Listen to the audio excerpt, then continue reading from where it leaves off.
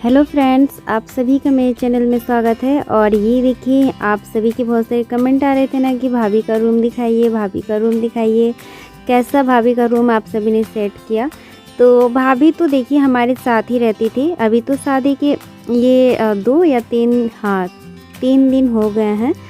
तो हमारे साथ ही बैठती थी, हमारे साथ रहती थी। और उनका जो मेरी मम्मी का जो घर है सबसे आगे वाले रूम में, उस वाले रूम में रहती थी, क्योंकि उस रूम में बेड वगैरह था। लेकिन भाभी के यहाँ से जो बेड आया है वो ऐसे गली में ही था। और मतलब कुछ पार्ट गली में रखे हुए थे, कुछ पार्ट सीढ़ियों के नीचे रखे हुए थे, और इधर उधर सारे सामान हो रहे थे। तो हमने सोचा कि एक रूम अच्छा सा सेपरेट, सारे सामान जिस रूम में है मेरे भाभी के सारे सामान आ जाए, जैसे कि अलमारी, ड्रेसिंग टेबल, ताकि उनका एक पर्सनल बेडरूम बन जाए। तो हमने मम्मी ने पहले कहा कि इस रूम में भाभी रहेगी। तो फिर देखिए यहाँ पर ना मेरे पापा के फ्रेंड आए हैं, और ये जो है ना, ये हमारे अंकल ही लगेंगे। तो ये इनका फर्नीचर का ही काम है। तो ये बेड को अच्छे से ये लगाने के लिए ही आए थे। और अभी रात का टाइम है, और ये उस दिन का क्लिप था जब बेड वगैरह सेट हो रहा था, जिस दिन भाभी अपने मायके से वापस आई थी पहली बार पग फेरों की रस्म के बाद। और ये रात में ही ये फिर हमने ना उस रूम में तो लगाने के लिए, फिर वो बड़ा वाला रूम था तो वहाँ पर नहीं, मम्मी ने कहा कि इस रूम में आ जाते हैं। फिर तो इस रूम में ऑलरेडी एक दीवान बेड था, तो उसको पहले इन्हीं अंकल ने पहले खोला, फिर अच्छे से खोल के उसे फिर गली में किया। और अभी पहले वाला बेड वहाँ पे रह गया है। और फिर हम लोग भी सोच रहे थे ना कि जैसे कि ये नया बेड है, और कहीं जैसे कि गली में सीढ़ियों के नीचे रखने के कारण कहीं कुछ हो ना जाए, क्योंकि देखिए माँ पापा ने ये सब दिया है, और मेरी भाभी की भी इन सामानों से कुछ अटैचमेंट होगी।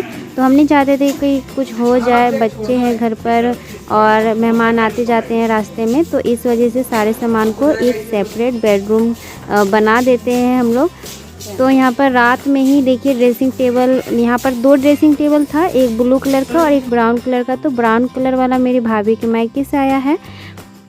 और इस रूम में जिस रूम में रख रहे हैं, इस रूम में सिर्फ भाभी का ही सामान हम लोग रखेंगे। और इस रूम में जितना भी सामान था हम सभी ने, देखिए यहाँ पर मेरा मौसी का बेटा, मेरे हस्बैंड जी, मेरा छोटा वाला भाई और मेरे जीजा जी, सभी लोग हम सब भी मिलकर सारे सामान को पहले खाली किए, और उसके बाद फिर उन सामानों को अच्छे से जगह जगह पर एडजस्ट किए।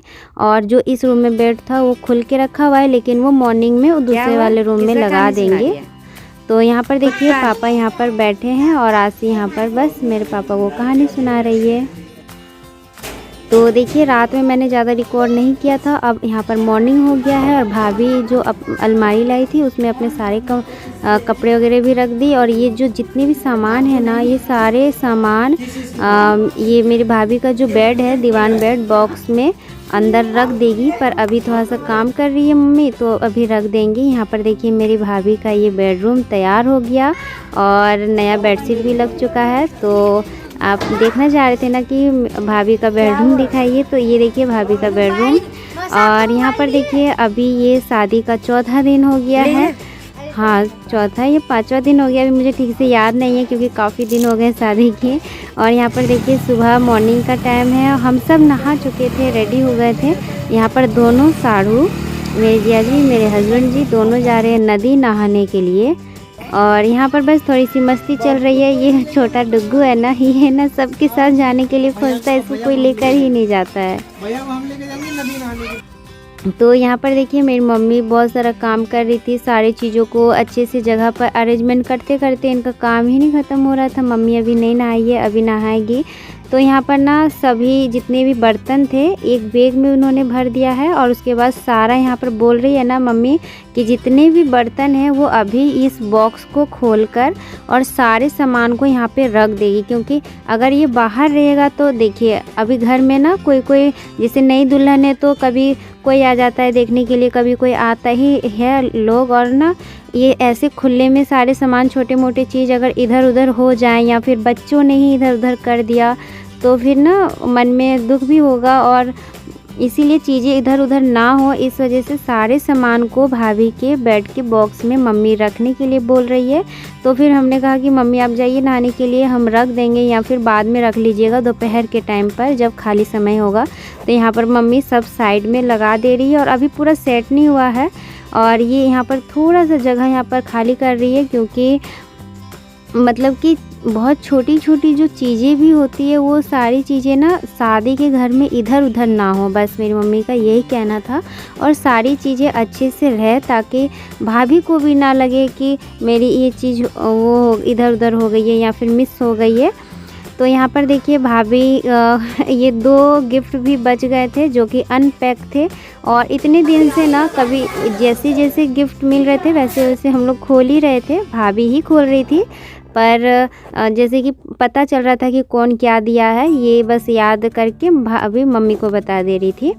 यहाँ पर ये 2 बचे हुए थे, तो ये लास्ट में इन दोनों का भी ओपनिंग हो रहा है। और भाभी से ना हम लोग यहाँ पर अभी बैठ के बातें कर रहे थे और चूल्हा भी जल रहा है। और आज मेरी भाभी का पहला कुकिंग होगा, तो क्योंकि अभी तक मेरी भाभी ने अभी कुछ भी खाना वगैरह नहीं बनाया है, तो बस फर्स्ट कुकिंग अब होगा, पहली रसोई जिसे कहते हैं। और ये लास्ट रस्म है और कुछ मीठा बनाएगी मेरी भाभी। तो एक गिफ्ट में तो इनका ये प्रेशर कुकर निकला था, और फिर नीचे वाला भी ओपन करेगी। और यहाँ पर भाभी बता रही थी हमें कि ना ये जो बेड है ये इनकी दीदी और जियाजी ने दिया है, मेरी भाभी के दीदी जियाजी ने। और फिर जो ड्रेसिंग टेबल है वो मामा जी ने दिया है मेरी भाभी का। और फिर जो एक टीवी था वो मेरी भाभी के चाची ने दिया है। तो ये सारे गिफ्ट ना मेरे भाभी के जितने भी रिलेटिव है, जैसे कि मौसियाँ हो गई है और बुआ हो गए हैं, तो वही बता रही थी मेरी 2 बुआ है, एक बुआ ने ये दिया, एक बुआ ने ये दिया। फिर मौसी है तो मौसी ने भी कुछ कुछ गिफ्ट में दिया है।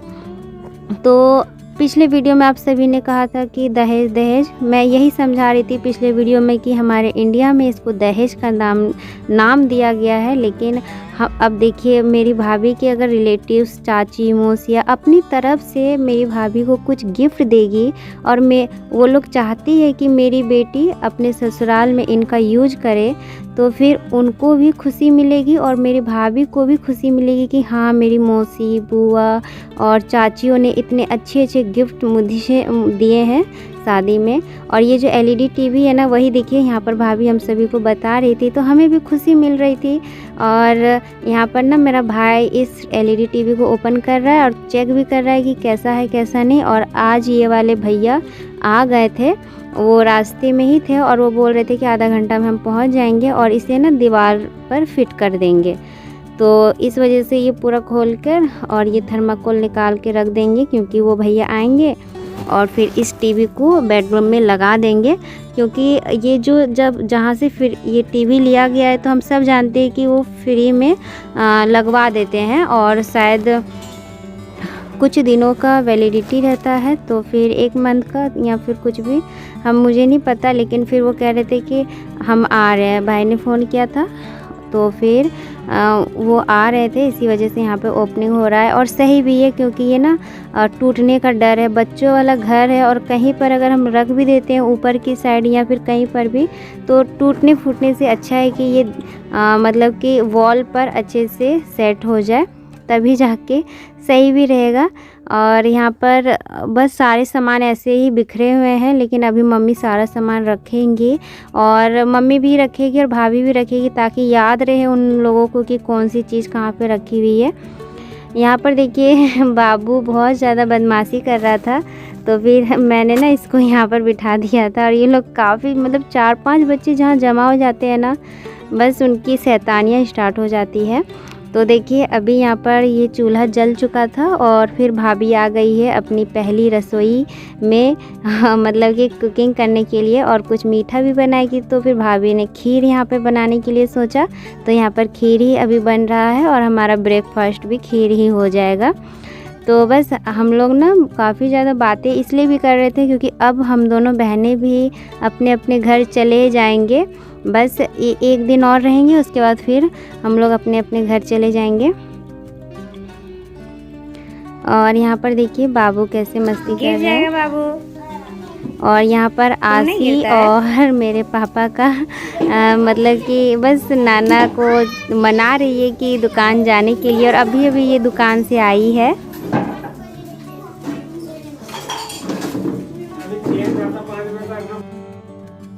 खीर बनाने के लिए दूध गर्म हो चुका था, तो यहाँ पर ना चावल डाल दे रही है धोकर। और ये जो कोयला का चूल्हा है ना, इसमें जैसे कि जब जलता है ये चूल्हा तो काफ़ी तेज़ इसमें आंच होता है।